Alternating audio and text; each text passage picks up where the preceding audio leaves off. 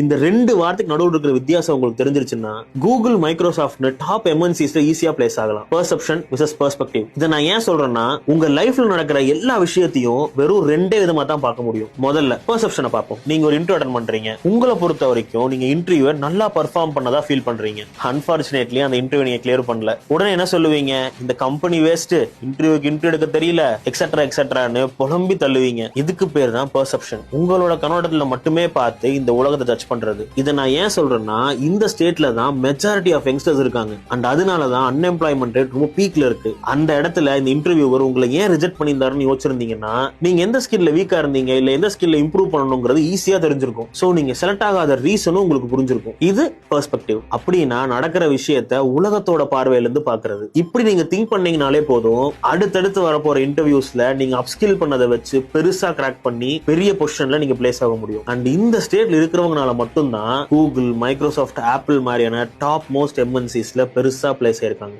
So நீங்களும் அந்த இடத்துல இருக்கணும்னா இந்த உலகத்தை உங்களோட பர்செப்ஷன்ல பார்க்காம வேற ஒருத்தரோட பெர்ஸ்பெக்டிவ்ல இருந்து பாருங்க. உங்க லைஃப் கண்டிப்பா மாறும்.